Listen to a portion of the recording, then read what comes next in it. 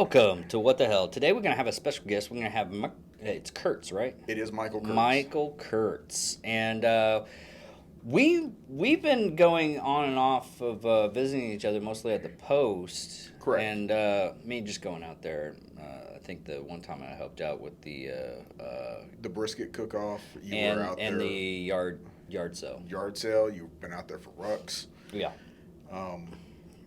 Which I don't like exercise. And I just don't get it. Because every time someone goes, we're going to ruck, I'm like, why the hell would you do that to your body? So I hunt. So let me tell you how that all started for me. Because this is one of those things where John Skelton, the clown that shows up here on a regular basis. Yeah, the regular host. Yeah, the regular host. He looked at me one day and says, dude, you should ruck with me. I'm like, dude, I don't even know what rucking is. He goes to explain what rucking is. And I said, dude, I was in the Air Force. We don't ruck. Fuck yeah. Dude. I said the same thing. Why would I want to do this? I went out with him once or twice. We ended up meeting up with these we'll call them hardcore or more hardcore ruckers. Yeah. Who had been spending some time up in Lawton with the Blackout Rucking crew. And one thing led to another. We ended up going and visiting with these. It's an awesome group up there. They are an incredible bunch of people up there in Lawton. Yeah, I had fun just the recent one that we did just to... the Brew Ruck. Yeah, the Brew Ruck. Yes. Which we... I thought it was fucking hilarious. The reason why you all were doing it. Ranger panties. No, not the Ranger panties. You made the penis. Oh, you know what? That was completely unintentional. That was... Yes. No, that was... I bet that Navy pilot said it was unintentional too. Yeah. True story. But no, it truly was unintentional. In fact, we were at the next to last stop, and one of the guys is laughing, and he goes, dude, did you see the route? I said, no, I have not seen the route. He pulls it up, and it looks like a penis, and it looks like a very happy penis. Depending on which way you go with it. Oh, and you know, it is what it is. Well, yeah. No, the balls are on the top. Okay, yeah. Yes. That's another thing I like about doing it like this on your internet, especially if I put it in. It's like no children should be seeing this. We can say what we want. This is 18 plus, correct? 18 and over. Definitely. There was a point in time Johnny literally looked at me. He was like, "You got to edit that shit out," and then he finally. Well, it's like 5 minutes in. But we're so low on the viewing and everything, so we don't have to really worry about that. But what's really funny is, like, you got to edit that stuff out. He stopped doing that. So I don't have to do that much editing anymore. For the record. Especially with the stuff that I like to say half the time. For the record, anytime you're dealing with Johnny, you have to edit stuff out. I have to get onto him and say, dude, slow down. There's women and children in the room. And he doesn't sometimes recall. Oh, he's terrible. He's terrible. I'm a hell of a lot worse than him. He's actually gotten he's a heck of a lot better. And I'm learning that. And I, and we can now take him back out in public. He can't take me out in public. This is from when I was in high school. Right, which is why you're allowed to come on rucks out in the woods. Yeah. Away from people. And yeah. Yes. I'm perfectly happy with that. So yeah. Anyhow, John got us into the rucks. And okay. I was just like, man.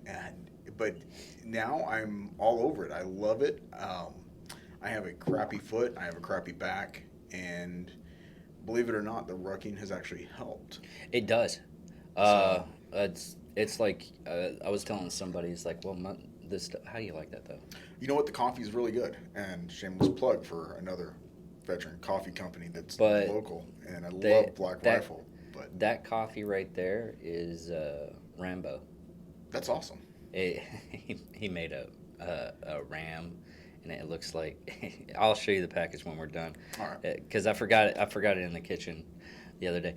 But yeah, a lot of the exercise that's the reason why I started exercising a little bit more.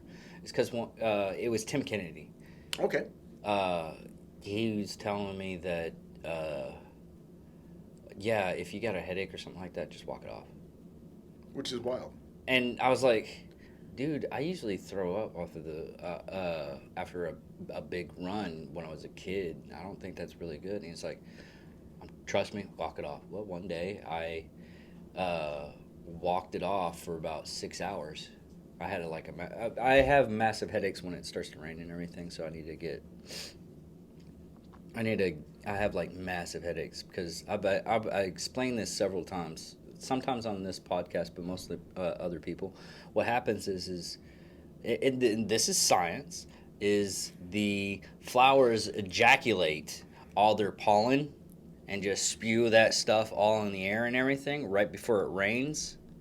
And then after it rains, it does it again. So that's the only reason why I can think of that my headaches happen. And once the rain happens, all that plant jizz gets hit down. That's what we're calling it now? Yeah, that's what I'm calling it. It's called science. Is that right? Yeah. The I have it in the Google right here in front of me, and it's plant jizz. That is the most Greta Thunberg bullshit I've ever heard. But no, and there was another thing that this just happened today that I just found out about it. I guess Time Record News did an article of it. And it must have been like a couple of days ago about what's happening with the lodge. So we have an American Legion post right out here on Lake Wichita, and it borders the water. That's one of the great allures to our post, to be quite honest. And yeah, because everybody can go fishing, you can go swimming a little bit. I'm surprised you don't have it like logged off, so you can actually have people go swimming in the lake. We really don't, and we really don't want to swim in that lake most anyways, of the year. Yeah. But for as far as fishing goes and things of that nature, kayaking is big out there from the boat ramp out there at the post. The guy I'm borrowing the studio from, he go once again. It's like, Dave, $300 we can go kayak. It's like, no, I didn't. I joined the Air Force for a reason. I don't like boats. Right. So, a couple of years ago, they had started discussing doing a circle trail and continuing the trail around the lake. We had heard rumors that they were going to move out in front of the post. We had heard rumors that they were going to go around the front of the post, which wouldn't be a big deal. We had heard rumors that they were going to float a bridge out in the water behind people's houses and the post and things of that nature. There was really no definitive rumor, and as a post, we made a couple of calls to... That's better. Okay, there we go. So we made a couple of calls to the city, and with no response. Odds are they probably contacted the other American Legion post, which is literally 2 doors down. And that's, I get that. The issue is nobody from the city made any type of concerted effort to come out and say, hey, you know what, how is this going to affect you? They didn't do it with the homeowners. I guess why should we expect them to do that with us? But our post represents over 230 veterans in the Wichita Falls area. So we came out one day, and those guys are planting stakes, and this is where they plan on running the trail. It's interesting because that particular chunk of property behind the post,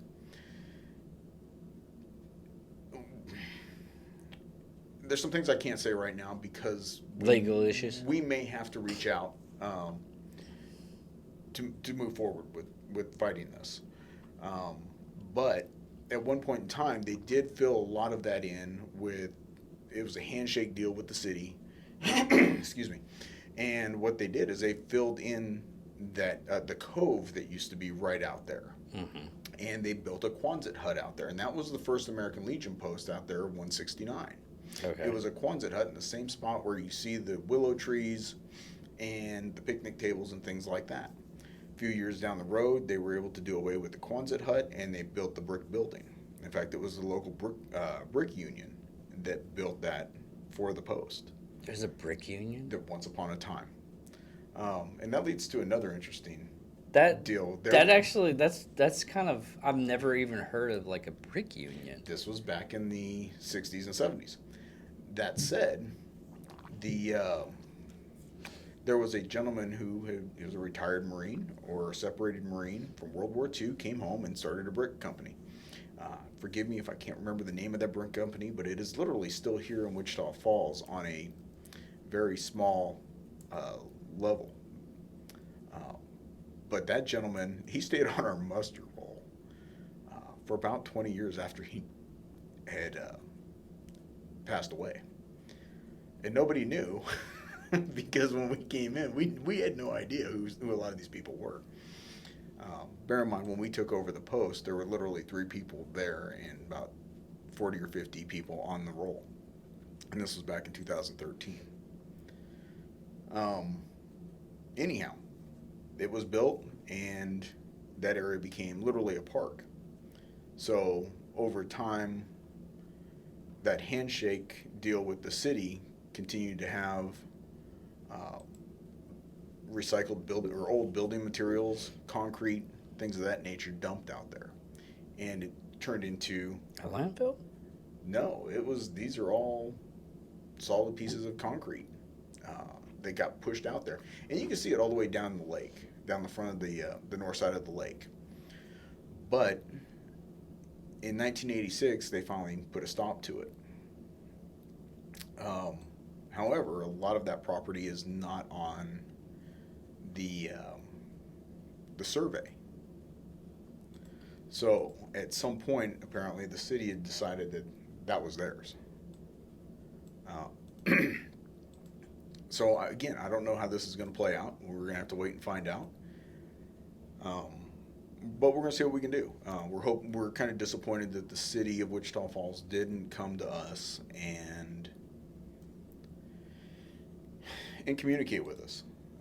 It's a community that claims to have high regard and respect for the veterans here in Wichita Falls and the military members out there at Shepherd Air Force Base. But for 230 veterans out of American Legion Post 169, they've literally shown zero regard. So it's a bit of a hard pill to swallow right now. Yeah, I bet. But the main reason, well, other than this new venture that's going on, I can understand that the city does that. Every once in a while, you hear like horror stories of what certain things happen in the city, and it's just ridiculous. But we were actually, I wanted to talk to you and finish our conversation of other people's pain. Right.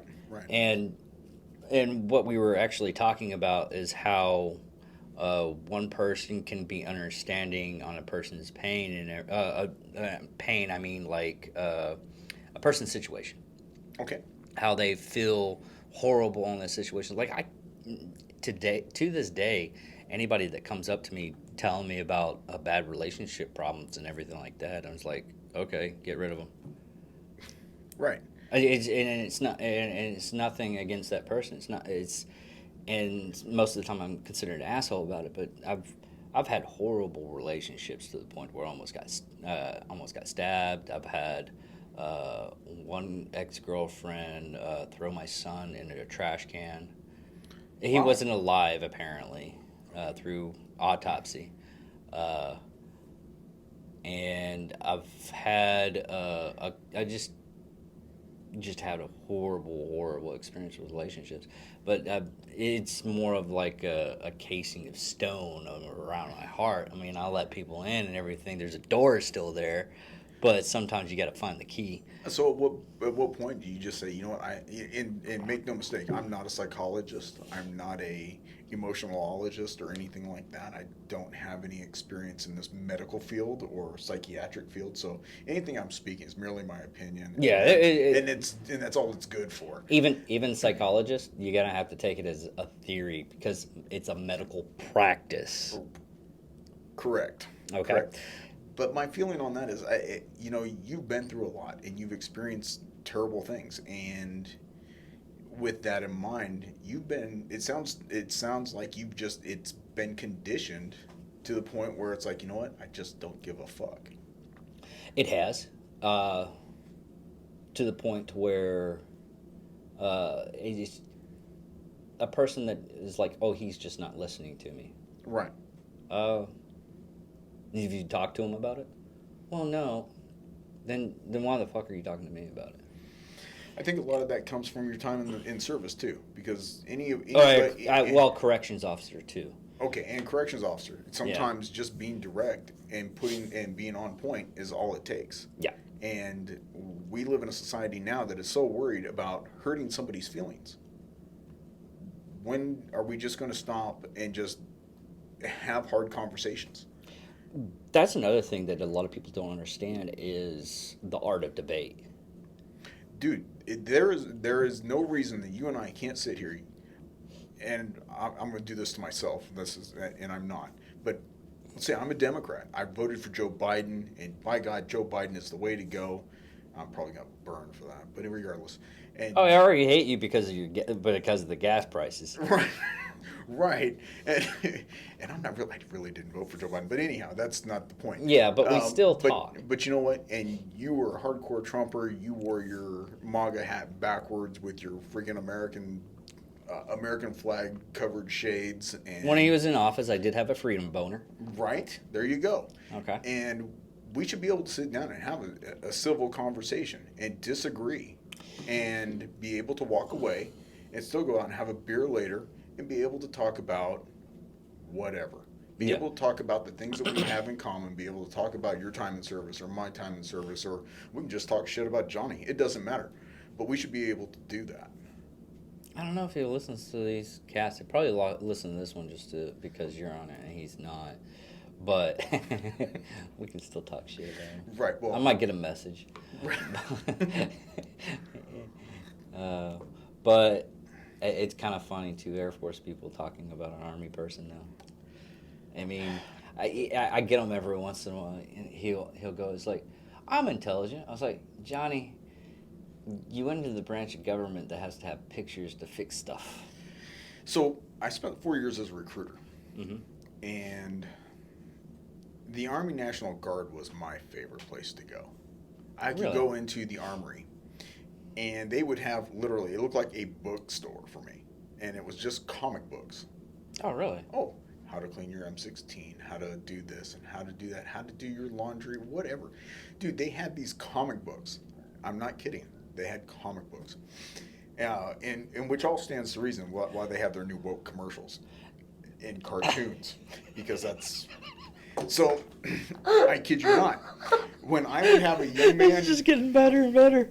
When I would have a young man or a young lady come into my office and say, well, it's either the Air Force or the Army. I don't know which side I want to go, and I need to go talk to the Army recruiter. Well, as a recruiter, I don't want to lose that individual, because I don't want to deal with what the Army is going to tell them. I could reach into that drawer on my left-hand side and pull out a couple of comic books, and I would lay them down. I said, those are the training manuals that you are going to receive when you get into the Army. How do you think that they are going to treat you? Do you want to be treated as an adult, or would you like to be treated like you read comic books? 9 out of 10 times. And it's that 10th time the guy was like, I might go in the Marine Corps. You know what? I didn't compete with the Marine Corps. That was one of those branches. I just didn't have to. But with the Army guy, it was that one guy that wanted to, well, I'm going to be a Ranger. Fantastic. Go join the Army, get your Ranger tab, and go drive a truck. Good on you. You still have to pass the course and all the other fun stuff. Yeah. But no, they don't even get... I learned this just recently, only because I'm at Best.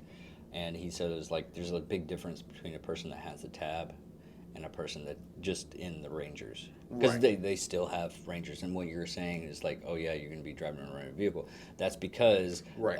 They don't have a tab Okay. a lot of the times. Okay. But the actual door kickers and everything usually have tabs. But they do have the people that don't have tabs go with them and on assaults at times. Right. Right. It's just they're not looked down upon, but they're looked down upon. dude, you need to go clean the latrine. Yeah. Yeah. Basically, is that a burn barrel that you need? You need to go burn? Do you need to get I need cancer? you- I think you need to get cancer. You need to go burn some shit. I still can't believe all that stuff that's happening with that burn stuff. It's crazy. You know Yeah. what? That is the Agent Orange of Of our generation. Yeah. Literally. I was saying that to somebody. I was like, man, that sounds like fucking Agent Orange. I was like, what are you talking about? I was like, Agent Orange was Vietnam. And let me be clear, I am not a combat veteran. I am not I never actually set foot in the sandbox. So anytime I'm an accidental combat veteran, that's but I don't have a combat badge. did somebody bite you? No, I was picking up donuts in Kuwait. No shit. No shit. And No shit. we had no shit, but we had a drive-by when I was in Kuwait. Okay. And this is before 9/11. And this is how you discovered donut holes, isn't it? No, this is how I got a PTSD while trying for about 2 years trying to pick up donuts. Oh. I couldn't pick up donuts. I was like, hey, we're gonna go to the donut shop. Be careful. Be very careful. You need some body armor? I got some body armor. We're going to pick up fucking donuts, man. This is the United States. There's cops usually there. You're right. You're going to need body armor, though. But and the other time was when I was actually in Afghanistan, because I did research before I went to Afghanistan. Right. Well, I went to, before 9/11, I did research on this new equipment that we're going to use. I was the first to touch it and everything like that. Right. And it was an electric kitchen. Okay. And it's a phenomenal piece of equipment. And from what these guys told me when they were in services, one of the guys was in services, and he's like, well, we never touched that. I was like, you never touched the electric kitchen, man? It's so easy. It's basically a Connex box and it has all the stuff inside. Okay. And it could feed like 1,000 people. Nice. But it runs on electricity. Okay. And our base was the first one to deploy with it, and I knew how it worked. I hadn't known the ins and outs and everything, and that's how I ended up in Afghanistan, because I worked on it. Okay. Because the Army can't figure out a fucking light socket. Because they didn't issue a comic book on how to fix a light socket. Yeah, it's fairly new, so they probably they couldn't get anybody to write the comic book yet. Right. Okay. Fair enough. But what it ended up happening is we're stationed at Kandahar. We took that and we were going to Pakistan to go get food, because a lot of the stuff around us. Right. But we had to get food to the base. Anyways, we got food. We got there all right. We were coming back. We hit IED. One of the Hummers hit an IED, and we had insurgents coming in, shooting us and everything. And we were probably around about, I think, 25 miles away from the base. So, but I wasn't issued a weapon, so my happy little ass stayed in the car. Or the truck. It was a semi. And what happened is we were getting fired on so much, and we had to secure the area. Right. And the guy outside got hit in the leg. I pulled him into the vehicle, grabbed his weapon, and just started shooting. That's the only combat experience I've ever had. What's really sad, though, through that experience, I don't know if I'm numb to that kind of stuff. So, this going back to the whole conversation on pain, this is something that I struggle with. Yeah. Especially in part of me coming into the American Legion and doing the things that I do there, it comes from a source of almost guilt, because I never set foot in Afghanistan or Iraq, and I was in from 93 to 2001.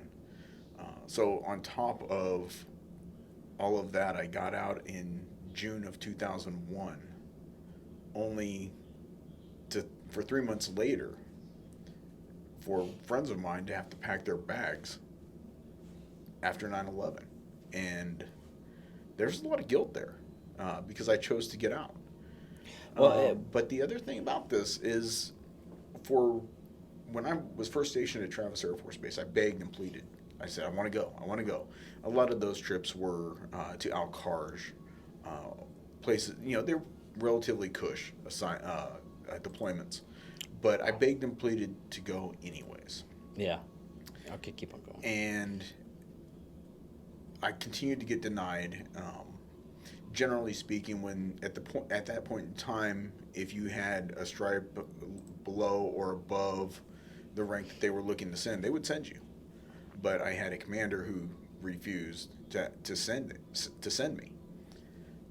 It wasn't because I was a bad troop or anything. He was nope. It says a senior airman. You're sending a senior airman. I got to Okinawa, and again, I was begging and pleading to go, but because I was kind of the low guy on the totem pole, it was a squadron of 400 ammo troops.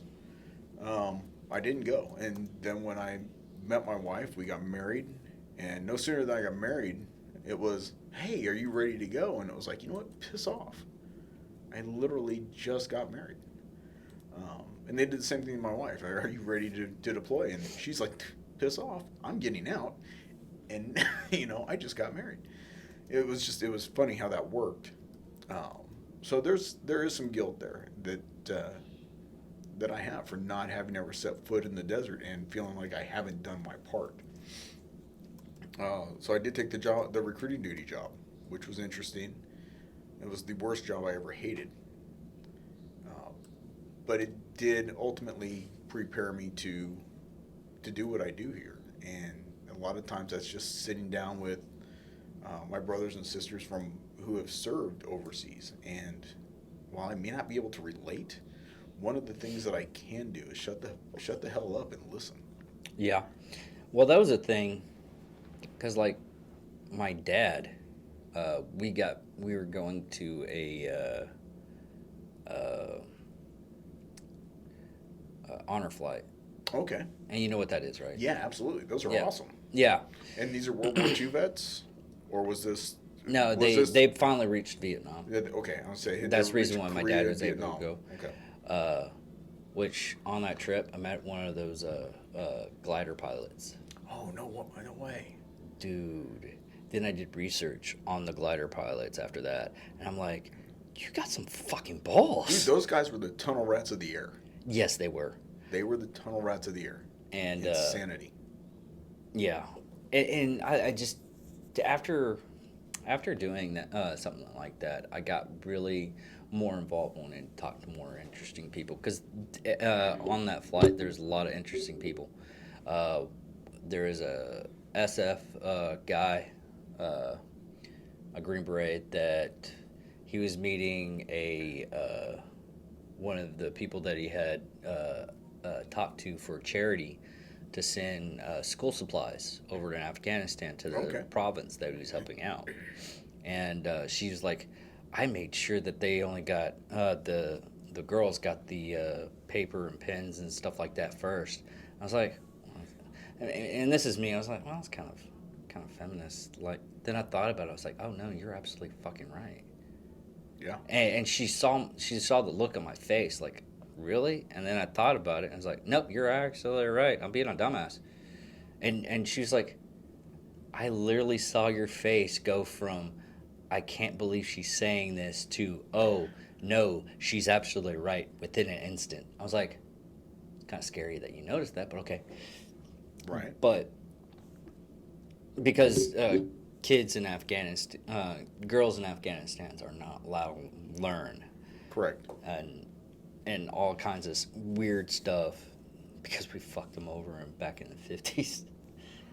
Well, and then the Russians came in and fucked them over again in the 70s and 80s. Yeah, because if you look at 77 Afghanistan compared to like a year later, in 78, you have a prominent capitalist environment, and women are not wearing shawls or anything like that. I've seen a lot of beautiful women doing that, and now they have to, most of the time, they have to cover even their eyes.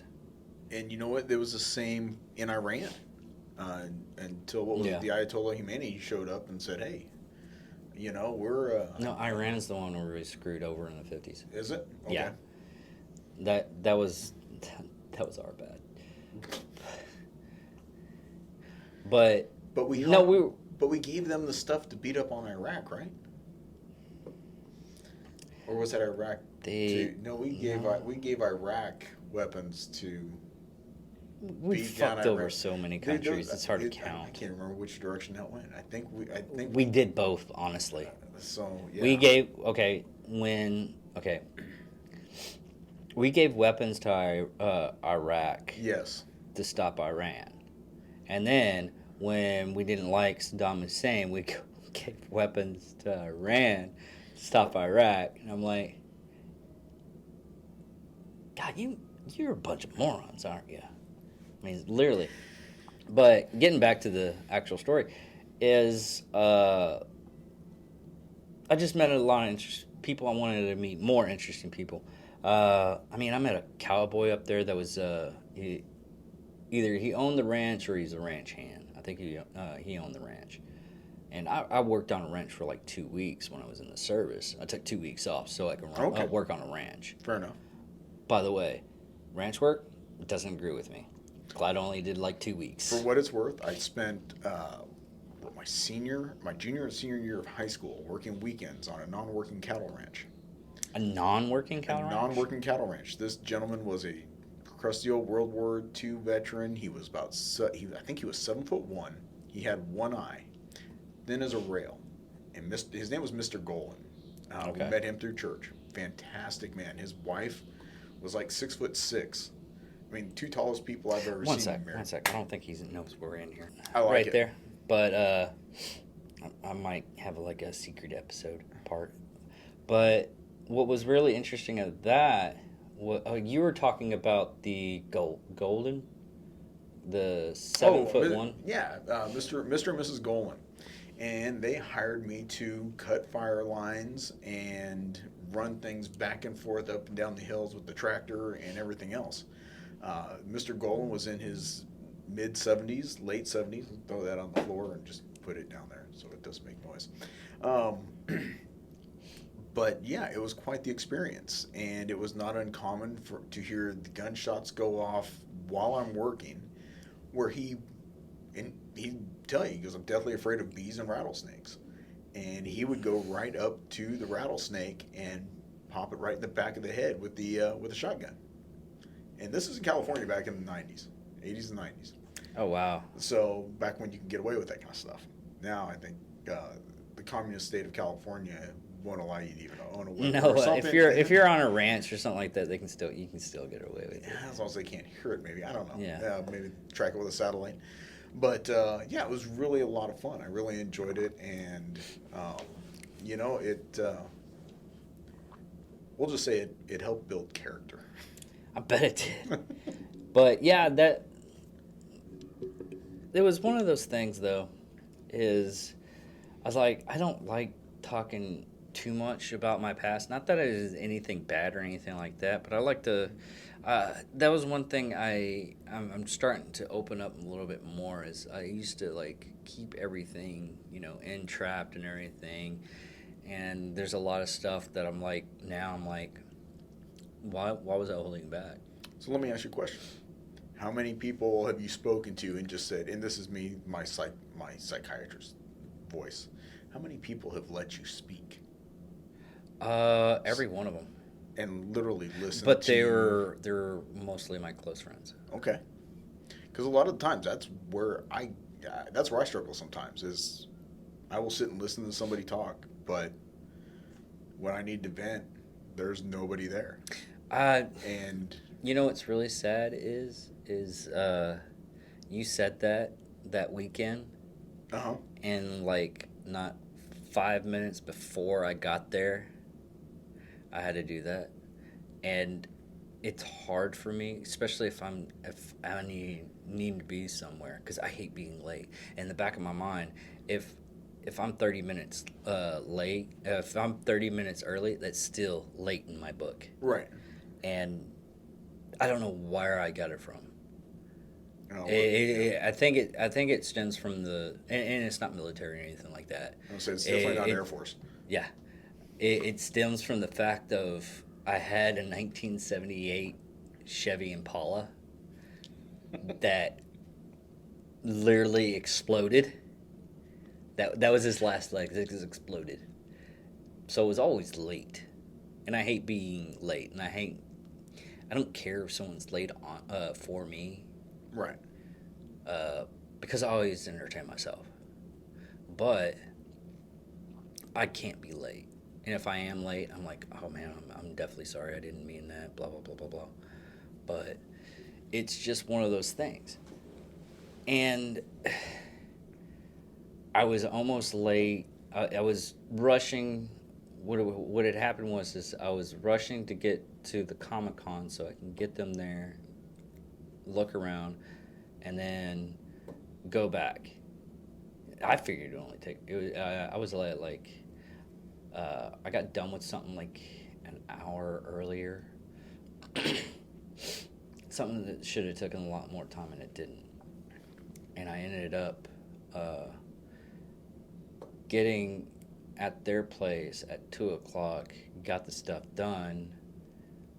Got there, and she was having problems. And she knew, I mean, I make it obvious that I'm just like, I need to go.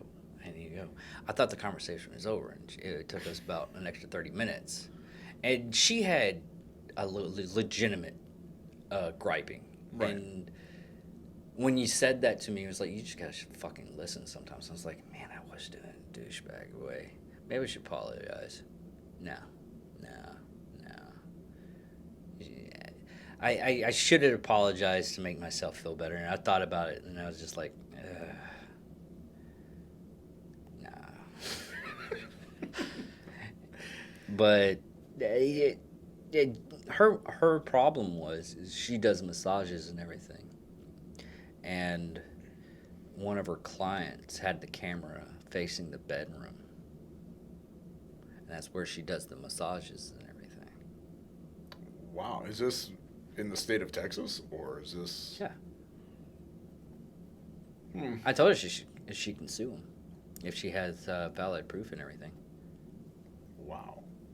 Yeah. Okay, so she went to a massage therapist. No, she was the massager. She was the massage therapist. Yeah. And what was really funny about the whole thing, though, is the basic fact of the way that he explained it. He's like, well, that's just in case there's an intruder and I shoot him, so I have evidence. And she explained the whole thing of you had to open up your phone, turn on the app, turn on the camera through the app, and then hit record. Right. Which all this sounds. How fast can you kill a person? Pretty quick. Faster than I can open up that fucking iPhone. You know. Even with the facial recognition, I can still kill somebody faster than opening that phone. And every time she was adding to it, and I was getting frustrated because I wanted to leave, and it was she had a right to be griping at me a little bit, and I was being inconsiderate. But you're absolutely right. But on situations like that, I honestly, I want to have I get this way to where I have to be very fast at getting stuff done. But, and this is down to where I learned it as a correctional officer, because they always ask me, it's like, hey, I need to talk to you. I was like, hey, can you wait like 20 minutes while I do this stuff? Yeah, boss. Okay. I'll come back around, but they always know I'll come back around, and Right. I'll listen to their complaint, gripes, or if they just needed something. It's like, hey, my wife just put me for a divorce. I don't know why. Maybe because you're not there anymore. But, you know, but I've always done that. I was like, I don't feel comfortable talking to you right now because I'm busy. Right. And I'm sorry for that. But I'll come back and I'll talk to you again. Right. But I always come back, and I'd rather divulge all my intention to stuff like that. Right. And that That's the bad thing. I mean, there's times that I'll forget and I'm like, oh shit, and I'll call it a person. But nowadays, it's harder to find that person that just wants that'll just be that ear, It is. unless you're like paying for them. You're not wrong. And, I'm not unfortunately, talking about therapists, I'm talking no, about hookers. No, the Yeah. hell, no. I said pay. You know, well, I'm gonna leave that alone because I can get in a lot of trouble if my wife sees this. No, no, I'm just kidding. No, the reality of it is, it's only been recent months for me that I've come across some friends who are willing to just sit down and listen. Yeah. I've had one or two in the past, but now I've got a couple. I've finally been able to surround myself with a couple of people who will take the time and reciprocate that that kindness, because that's what it is. It's a kindness, and it's something that a lot of people struggle to do. A lot of people don't listen well to begin with, Absolutely. and you realize real quick that okay, I can share these things with you, but the next day they're asking you what's wrong with you, what's going on. Yeah. Well, dude, yesterday we sat down for 45 minutes over a beer, and you don't remember a damn thing I told you because you were too busy watching the damn game on the, above the bar, or you were too busy freaking trying to, scratch the number from the, for a good time. That's call off the another bar. thing that a lot of people don't understand is the new generation's coming from talking to people through text. Absolutely. And then it could be like a fast couple of letters that mean something to them. And they don't understand when you come up. It's like, hey, I just need to. I mean, even my job right now. I worked at ABB when it was here. Right. And I know how to work on a panel. Okay. But when there's no information on the panel, Because you don't have a comic book. yeah, I don't have a comic book. That's right. Sorry, I digress. I know. Callback. That's called a callback in the business. There you go. But I was like, today I had a problem with somebody, and he kept on giving me the wrong information I was giving him. I told him, I was like, hey, where do these wires right here go? Well, if you look at the sheet and everything, I was like, motherfucker, these wires are supposed to go like 15 different directions at times. Right. Where do these specific wires go? And then I asked somebody else, and they go to a door. I was like, so I need to leave because I have I got a split with the same numbers. Right.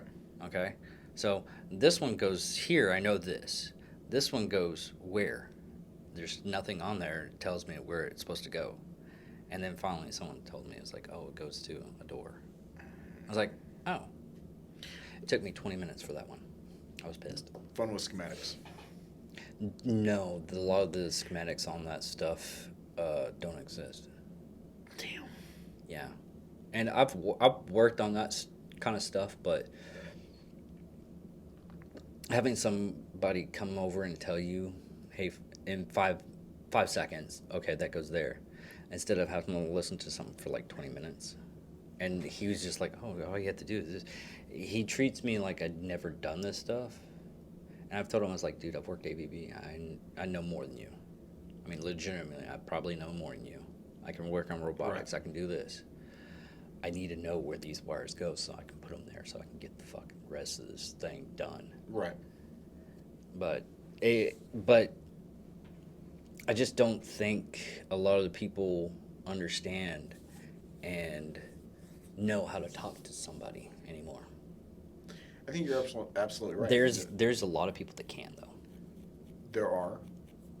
But then why would you want to communicate with somebody who's not going to listen? Exactly. And it's a two-way street.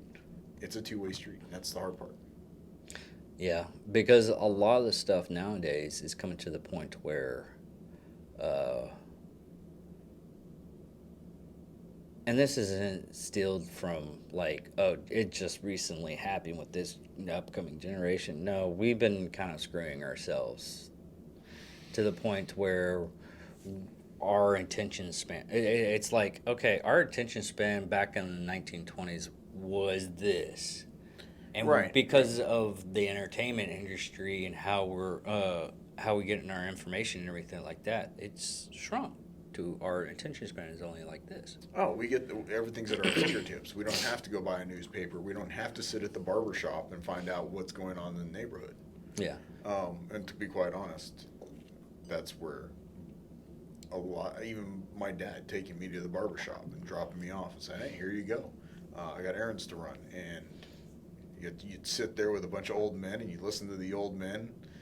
Because, by God, if you spoke up and you're 12, 13 years old, they're going to look at you like, who the hell are you and where'd you come from? Funny story. You learn to sit, you learn to listen, and I grew up in California, so they talk about the Rams, the Dodgers, and how much they hated the current politician or city council.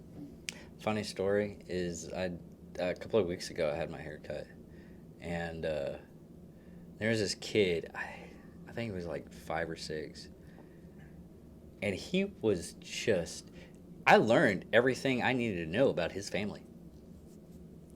He was so talkative. It was entertaining. Right. And I'm like, it gets to the point where you had those little spots. And you're like, okay, maybe the world's not going to fuck over. But it is. Well, yeah, eventually. Eventually. But. So, if we can go back just a little bit, you talked about meeting interesting people and talking to them. Yeah. Craziest job you've heard anybody talk about in the military. What is the craziest job? Because this is one of those things that came up for me a couple of years ago. Would have never guessed this job existed in the military, but it did. So this is me offering a pissing contest. I want to see what you got. Well, they still have cavalry horsemen. Right. So, I mean, it's very few on that one. It's just basically for show.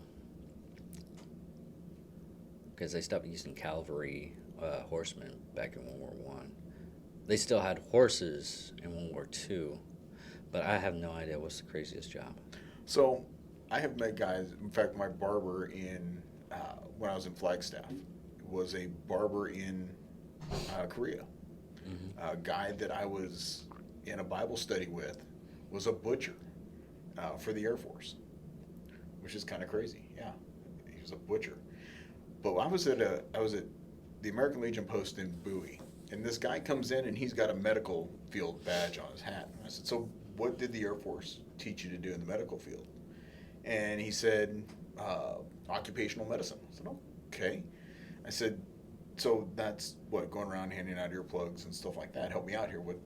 I know what occupational medicine is from my time in, but this guy's obviously significantly older. He was a Cold War vet, for lack of better terms.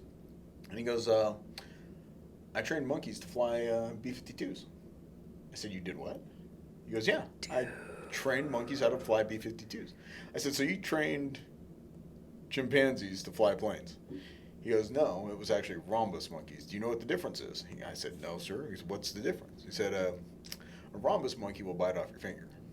A chimpanzee will rip off your arm. Okay, how did you get into this? He goes, and this guy was enlisted, which blew my mind. He goes, so my job was to, over time, train these monkeys to sit in the simulator for these B-52s and ultimately train them to sit in the cockpit with a blacked out helmet on, and then we would drop them into a hole and hit them with gamma rays in order to see what the effects on the pilots would be after dropping a nuclear weapon. And he did this under Pasadena, California. Is that not the wildest shit you've ever heard? I mean, I've heard the Russians training orcas, but I've never heard anything like that. Training monkeys to fly B-52s.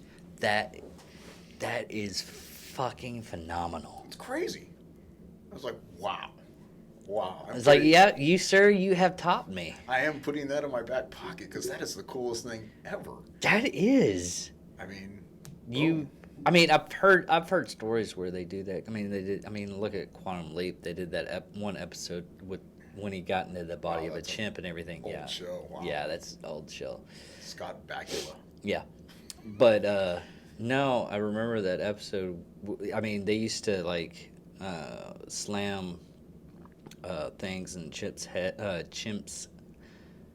heads, but the chimps has like a harder skull and everything, so it's basically false dated and everything. Right. But that, sir, is Gamma top of the rays. I'm gonna drop you in a hole and hit you. So they're trying to make monkey Hulks? No, they just wanted to find out what the effects were going to be after dropping a nuclear weapon on the pilots. How would it affect them physically? I mean, obviously, don't get me wrong. You can't really tell how they're going to psychologically react. Well, that just reminds me of crazy, though. Will it kill them? Essentially, is what it boiled down to, and this is why we have the ASPC. What is that called? And Sarah McLachlan singing songs about dying animals. Yeah. What is that thing called? The collider. The U2. Where they collide protons. Oh, the collider. Okay, the like an atom. Super collider. That's what it's called. Yeah, it's called a super collider. Well, I was going through the tube. I like to call YouTube the tube. Okay. But I was going down the tube. I appreciate your hood lingo. I know, right? I was going down the tube, and I found this episode to where this guy. It was the Russian super collider. Right. And the guy goes in the room, and he had an electron go through his body. And I'm talking, it made a hole. It wasn't through his body; it was through his skull. It made a hole straight through. Right. And he didn't die.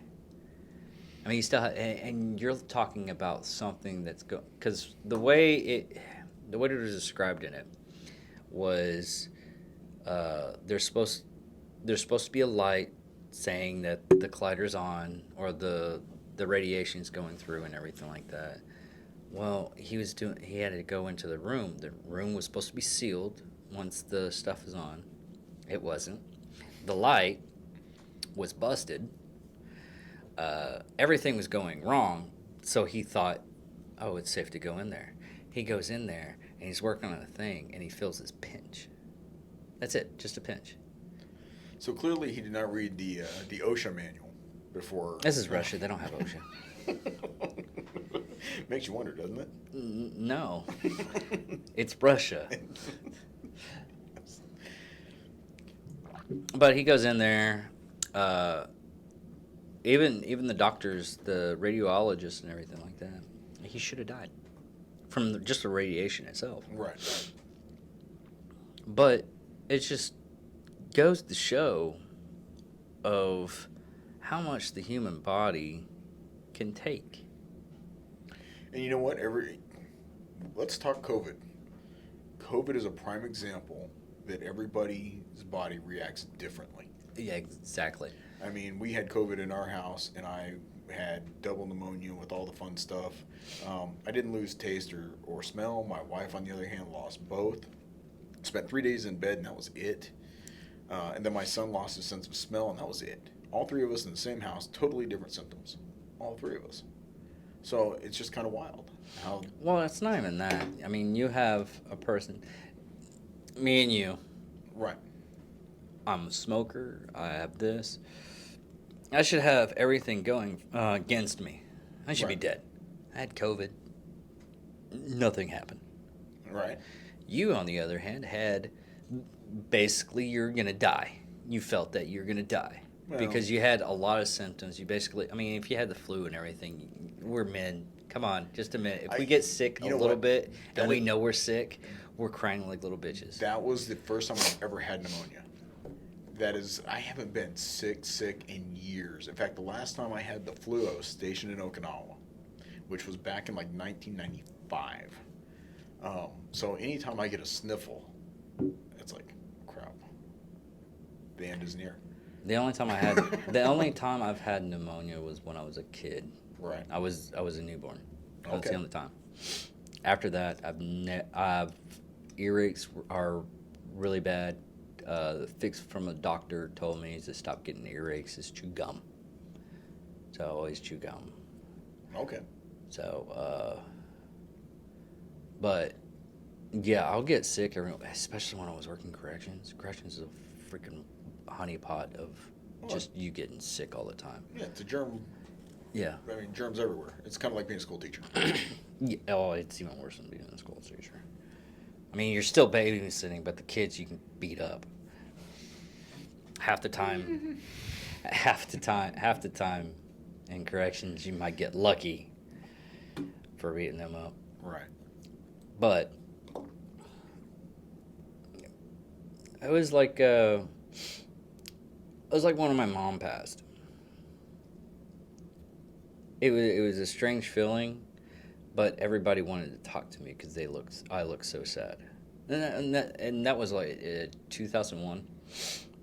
So is that weird that everybody because I've always found that weird. If I'm hurting from loss, if I'm people want to come and they want to talk to you instead of listen to you. And from a biblical perspective, if you've ever read the book of Job, Job's 3 friends showed up and they sat there and they just to suffer with him, essentially is what it boils down to. And everything was going fine until those guys started talking. And that's when it all kind of went to crap. And Job had to chastise his own friends because they wouldn't shut up. That's actually in the Bible. Yeah, that's he chastised. He pretty much chastises, and you know what? It's just wild to me. It's because people couldn't sit quietly and just mourn with him. Well, instead they chose to tell him to, to deny his God. And let's face it, the dude just needed to mourn. Yeah. But you also have this fact of, and this is case studies of how to get information from people. This is from detectives. The best way to actually get somebody to start talking about what they did is to be quiet and look at paperwork. And I've had a couple of cop friends. I was like, can you sit still and be in a quiet room and then not talk? I was like, yeah, if I'm entertained, I have a thing to where I can create my own environment and everything like that. I have a really creative imagination. Okay. And he was like, really, I want to test this theory. So he took me and it's like, okay, I want you to open up this envelope and then we're going to go in and we're going to see if you can not say a word. I was like, all right, I'm game. I'll play your silly little game there, buddy. So I opened up the envelope. It was just, I robbed a convenience store. And I was sitting there and everything, and he was just looking at his paperwork.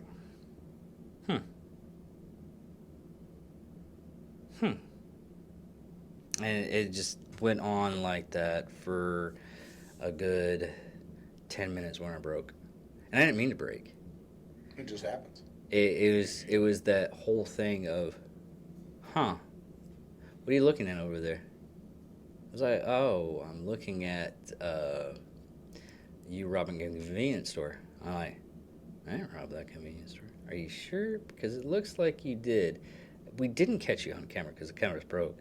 But we found that one of the witnesses described you to a T. I was like, maybe I did rob that convenience store. And it just escalated from that because it's easy to convince a person, and sometimes it's kind of lazy detective work, but it works, and that's the process they go through. There's psychology behind it. Yeah. And we left him, it's like, Hey, quick question. Did I really rob a convenience store? No, you didn't. Okay, just trying to get peace of mind because my imagination worked overdrive, and I was actually thinking I actually robbed a convenience store. So, that's funny that you mentioned that because a lot of that is, those are the same types of things that we used as recruiters. You learn to sit quietly, ask a couple open-ended questions. I'm not going to say bait them, but you kind of lay some things out there. And while you're back and forth a little bit, again, not shuffling papers necessarily, but kind of staying preoccupied yourself, but with purpose, people will start talking. And interestingly enough, they will usually sell themselves on the Air Force or the Army or whichever branch. Yeah. And it's interesting to watch once you've let it happen a few times. That's what good recruiters do. They sit there, shut up, and let you talk your way into it. Yeah, it's a lot of stuff. I mean, even Mattis was talking about one time he went in and he was just curious. They've already gotten the information from one of the insurgents. Right. And he was just curious. I was like, why are you doing this? I mean, legitimately, why are you doing this? And he's like, I got nothing else better to do.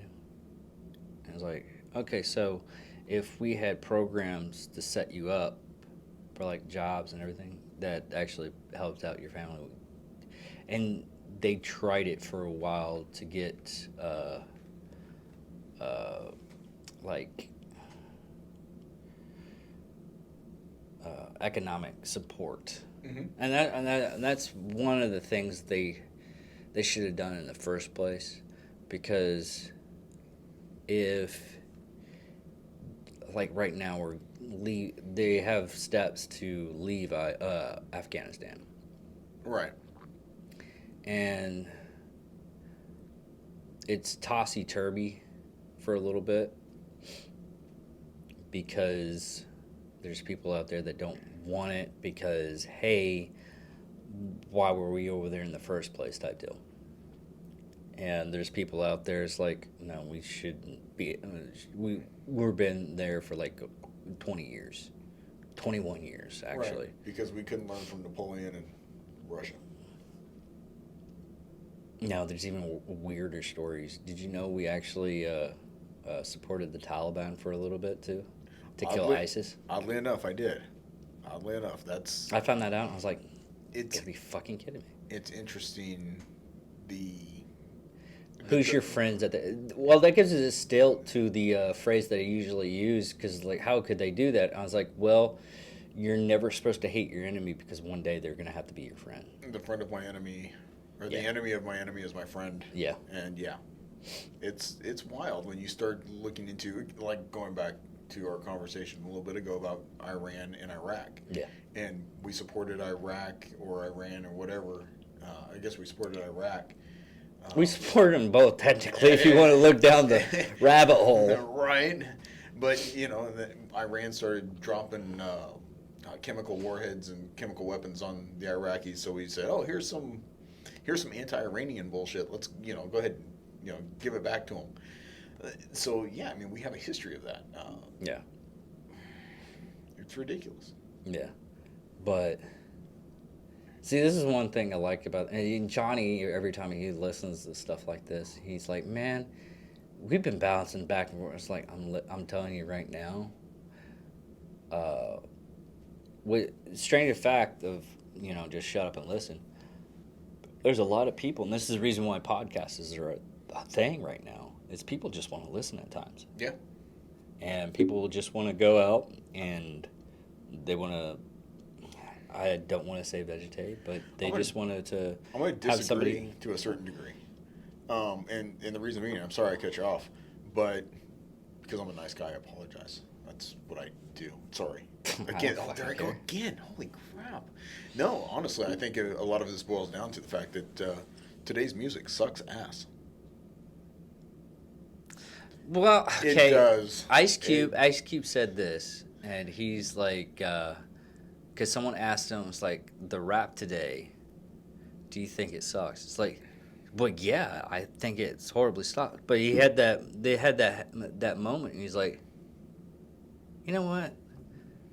There's probably people that looked at my music back in the day and said it would suck. So I'm not even gonna have an opinion on this. And that's what's real. I mean, there's some music that a lot of people don't listen to because okay, the only music a lot of people around a certain community, we'll go with that. Okay. Certain community listens to is what everybody listens to, and most of the time it's just what's on the radio. And even your searches and everything like that on like Spotify or whatever app that you use, it's gonna it says, okay, he likes this stuff right here. We're going to give him that stuff. And that's all he's going to hear. Have you ever heard of anything called epic music? No. Look up J2 or Hidden Citizen. Okay. It's 80s music set with orchestra. Really? Yes. That sounds kind of cool. And there's some did you watch Aaliyah? No. The Robert Rodriguez movies about that anime cartoon, but they did it live action? The reality is, when it comes to movies and entertainment, I generally live under a rock. Anyways, they did a new divide, and they did it with epic music. And I was like, I was watching Ted Lasso from, it's an Apple TV show. Okay. And there's a scene in one of the episodes to where he grabs this.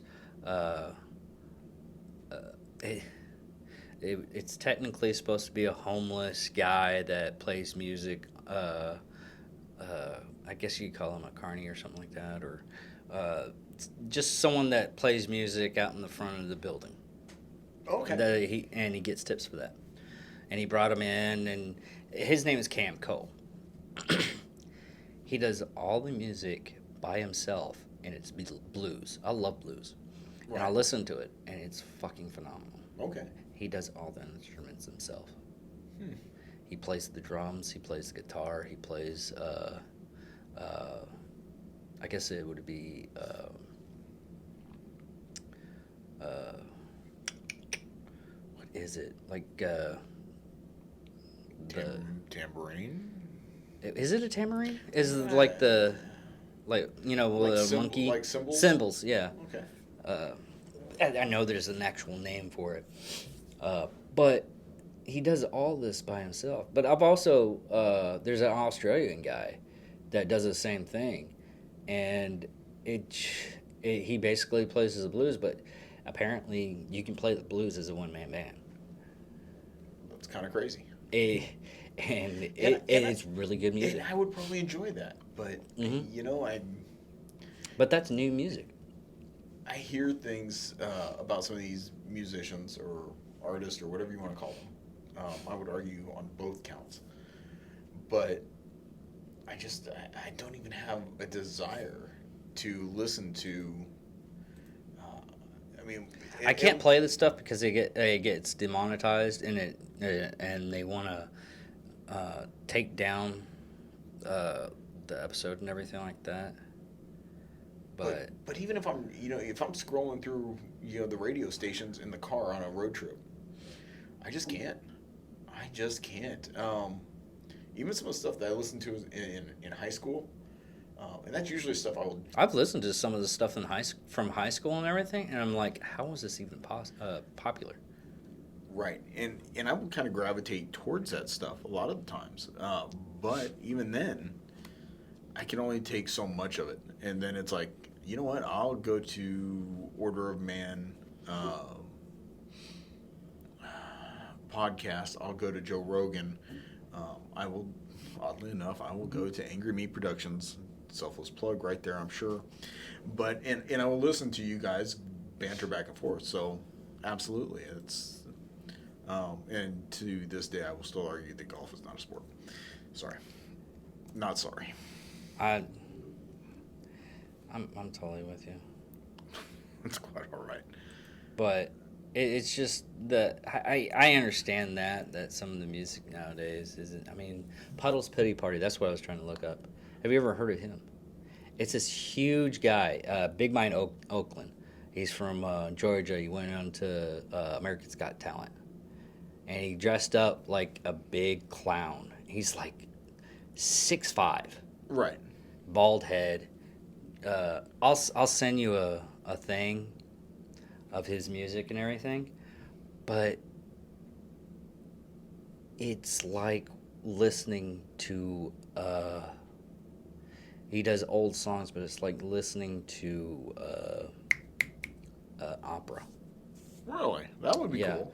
And he had talent beforehand. He just made this whole new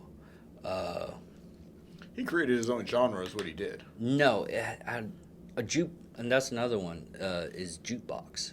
Okay. It's like 1920s style music with of modern music. Wow. I can only imagine it would sound better. It's Because I just... it's so weird Right. because it's like it's so slow. Yeah. It's commonly slow. So It's weird. do they add brass into it as well? Mhm. Because that's something that you don't hear a lot of. It's just like 1920s. I'll be damned. Yeah. I mean, they did like Nine Inch Nails. They did a version of Nine Inch Nails. They did a version of God, I can't remember the band's name. Black Hole. Okay. You know, Black Hole Sun.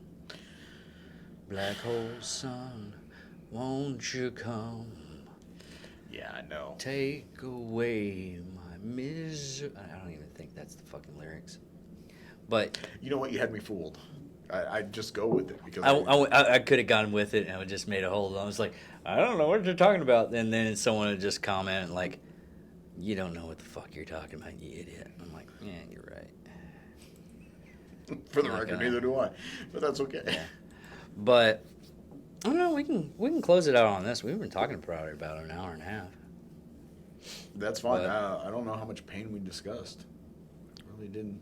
We jumped around, Yeah. but we got to the Neville point of you just got to listen Right. at times, and So- a lot of body language too. So let me kind of end it on this. Maybe I don't know. There was a gentleman when I first joined the American Legion and decided that okay, I will push to make this post last long enough. Backstory, real quick. When I joined the American Legion, I joined a post a couple doors down and decided it wasn't for me. And the post 2 doors down was like, oh, hey, we're going to close our doors. Why don't you come on over and see if anybody wants to take it over? Because, well, I'm thinking, okay, you know what? I'll do this because I don't like the post that I'm at. I'm going to go 2 doors down and I will go hang out there until my membership is over. And I will go back to just doing whatever Mike does in his spare time. When I got there, there were 3 other people there. There was a 92-year-old Frank Slavens, and there was Janine Donaldson, who was the widow of a guy who had run the post for many years. And then there was her friend that would come and hang out. And occasionally, one of the local judges, who was a member of the post, would come and show up and be a part of it. But he was obviously stretched thin, couldn't make it. And decided to go, okay, you know what, I will entertain, because Frank's 92 years old, he's got leukemia, he's got diabetes. This dude's not gonna last much longer. He already had a couple of. He sounds like he had like half his body already in the grave. True story. Yeah. So I'm thinking, okay, you know what, I'll even, and they asked me, so Frank may not be here tomorrow, will you take over the post just to be able to handle it when he's gone? Sure, whatever. Special election, 2 of us sitting there, because Frank was the only other Legionnaire. It was unanimous. Mike was going to be be the post commander. Did he? I think in my head, I'm picturing him just going, "Who? No, here. Oh, okay." No, Frank was actually very alert and very cognitive. Oh man, you just ruined my hopes and I dreams. know, I didn't know. Because Frank ruined mine. Because I had every intention of being gone within a year or so, and oddly enough, I grew to have an amazing relationship with Frank. Okay. But Frank lived to be 98 years old. Oh wow. So over the course of this, I'm going to get the hell out of here in a year. It lasted 6 years with him, and in that time frame, the post just exploded. The post got to a point where When was this? That was in 2013, Okay. and we had like 60 members on the books. Half of those people were already deceased. The post currently sits at a membership of 230 plus members. Oh wow. So that's where we're at right now. And again, I was like, okay, so I went to, where can I find veterans? Where's the best place in Wichita Falls to go introduce myself to veterans and say, hey, come help me out? Because I know nothing about leadership. I know nothing about what the hell I'm doing. I am literally... That's actually the best learning experience, though. Oh my gosh. It is. Because falling, you learn to pick yourself up. Do you know what I really learned? I learned that I had those skills and I had never needed them until that day. Whether it was the things that I learned on recruiting duty, on how to on how to communicate with people, being able to stand in front and communicate in an open environment. Those leadership skills, every veteran has the basics. Every single one of us is issued, I mean, it's government issued basic leadership skills. Honing them, on the other hand, that's a whole nother animal. Yeah. Well, that's how I started this and everything like that. I didn't know what I was going into and everything like that. And then I had people actually, not people like on my YouTube channel. Right. Or Spotify or Apple, but I had people listening to me saying, okay, this is how you want it. I mean, it was like, wait a minute, you're actually listening to it? I was like, well, it's your roadshow. I was like, it is my roadshow. Then I got an ego, started bossing people around. They started running away. Johnny's probably about one hair strand of jumping ship and everything. No, he's not. But he loves his things so much, and I'm actually glad that I finally found somebody that enjoys it along with me. And well, you guys make a great pair. I mean, yeah, you guys we are do. like twinsies. It's great. Well, it's not really twinsies. It's It's like twinsies. No, it's definitely not twinsies. It's Because twinsies. there's times that Johnny, if you actually watch it on YouTube, I have. and you just see Johnny just go, oh my God, I can't believe you actually said that. You do realize this is going on the internet. I mean, there's one time that he actually legitimately said, you do realize this is going on the internet. It's like, yeah, I don't give a fuck. So I'm sitting there at the gun show because I had decided that the gun show was probably the best place to go find veterans, specifically my age. Exactly. Because I wanted to surround myself with people who would, if I'm going to do this, let's find some people to hang out with. Some people that I would enjoy being around. And there's this man walking around. He's got turtle shells wrapped around his legs. He's got a beaver pelt hanging off of his back. Legitimate turtle shells. All I'm serious is a heart attack. Okay. And this guy, he's Native American, and he's got embroidered in his stuff the Vietnam veteran ribbon. I'm okay. So I said, hey, dude, my name's Michael Kurtz. I'm with Post 169. Do you have a local American Legion home? He looked right at me. He goes, why the fuck would I join your organization when 50 years ago you didn't want anything to do with me? I was like, wait a minute, what the hell? Ouch. I don't know where this is coming from. And this is things that I didn't understand. And he quickly sat down and explained to me in short order, that when he rolled back into New York, coming back from Vietnam, essentially the men and women in the American Legion post that he went to called him a baby killer. Oh shit. This is Well, yeah, yeah, okay. and this is something that hit me really hard because I didn't understand. I knew that men and women come, especially men coming home from Vietnam, were spit on. They were, they were disparaged. There was nothing kosher about coming home. What I didn't realize was the amount uh, of Hate. hate coming from the World War II and Korean War veterans.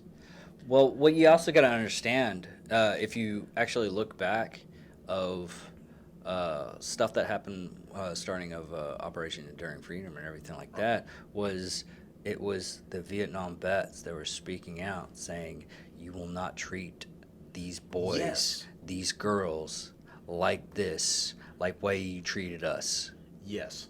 And I've literally talked to a Vietnam vet that actually saw combat and everything, and he shook my hand. He's like, "Thank you for your service." I was like, thank you, sir." And I didn't see the Vietnam vet stuff. I was like, "Well, I was in Vietnam." I was like, "Oh, I'd love to hear your story," and he told me the story and everything. And he was like, "I will make sure they do not treat," and it's actually happening now. Yeah. And because I call him my brother, but we're friends since high school. He has a person that's working for him that they believe that he was a baby killer because all the stories that happen. But you know what? This guy, he really kind of, like I said, when he went in just to have a beer, and those guys, those World War II veterans, those Korean War veterans, they looked at him and treated him the same way. I mean, you would think that he would be able to walk into an American Legion post or a VFW or whatever, and dude, we've been there. We understand. We're with you. We're Yeah, because there's a lot of shady shit that happened in World War II, and there's a lot of shady shit that happened in Vietnam or Korea. So my eyes got opened, and this guy went off. Well, it turns out this guy had a regular booth at the gun show. So every time the gun show would come around, I would go find him, and I would talk to him. I was like, dude, what? Tell me why. Tell me what it was. And I wasn't asking him, what did you see? What did you do? I wanted to know why, what it was. Tell me about those experiences at the American Legion post. Tell me why. Help me understand, because I'm an idiot. Yeah. And he did. He sat there and he would explain things. And ultimately, as I sat there quietly, listening to his stories, he diverted. And this is where it got scary for me. Because he would start explaining to me and sharing with me some of the dreams and some of his experiences. I would sit there listening to this man with tears running down my face, because I could not imagine seeing and experiencing the things that he saw and dealing with them the way that he had to deal with them as a 19-year-old kid. Oh yeah. It blew my mind. That's what a lot of people don't understand is those people actually that is starting in the war, or even in the middle of it, or even at the ending, Yeah. were 19 to 20, 18 to 21, Yeah. sometimes 17. Yes. And going back to World War II, we're talking about people who lied about their age to get in at 15 years old. We did one episode. It's called Tanks and Trenches, and it's basically talking about World War One. 11. Yeah. Oh, yeah. Back in World War One, they literally had to send them back in droves. Yeah. And they were paying. They literally had a money system to do it, to where they basically paid the parents to keep the kids. Yeah. From going into this war. So, yeah, it just astounds to where people have the idiocy to think their opinion's right, and they just keep on growing on it. So I continued to talk to this guy, and I spoke with him literally damn near every gun show going on to... Is he still around? Oh, yeah. Okay. Yeah, I don't know if you've met him. He's starting to have some issues. When he does come back around, dude, I'll be more than happy to introduce you to him. Um, but this dude, finally, and I never asked him to join the post. I never asked him. Again, I was like, okay, I'm not. It's just not going to happen. He's already said no, but I'm going to befriend him. And it got to the point where we were having conversations about outhouses. We met up with some guys who were members of the post up in Burke Burnett, and we started having conversations about outhouses. And he got in on this conversation about outhouses. And ultimately, I went back to my table, and he went back to his, and he comes by and he says, Mike, back when I was in Vietnam, we had this incident, and it was on this ship, and it was around this time frame. He goes, I wonder what happened to that young man. And essentially what it was this young Marine who had shot a child. And in the end, this guy sat there and spent time with him, trying to keep him from taking his own life or whatever. And he spent several days on the ship with this guy, and they ultimately, to protect him, they put a guard outside the door or outside the area so that he could kind of talk this guy off. And it was kind of crazy. And he obviously describes it better than I do, but he goes, man, what would happen? I said, well, I wonder what happened. I said, well, why don't you reach out? You know what ship, you know when. I said, put an ad in the VFW magazine, the American Legion magazine, and the DAV magazine. See what happens. Maybe, people post this kind of stuff in there all the time and try to reach out and find out. So I gave him a magazine, and I said, here you go do it. Well, inside the magazine, there was a membership card. And he comes back, and he's got that membership card filled out. 2 years. 2 years of just sitting there listening to this guy tell me stories. That's one thing I've always been afraid of, and this is coming from because my family has like dementia and stuff like that, and I'm always afraid that we're gonna forget our history. Right. I mean, not like oh, we need to remember history because of this. No, because we got to remember our mistakes so we don't go ahead. And it's like, maybe this might be a good idea. Maybe this might not be a good idea. Probably shouldn't tear down that monument. Yeah. Just my opinion. But it's only good for what? My opinion. Yeah. Low, I can't wipe my ass with it. No, I can't wipe my own ass with it. All right, well, everybody, I'm David Dickerman. Thank you for watching a What the Hell episode with Mike Kurtz. And I hope you just enjoy the rest of the show.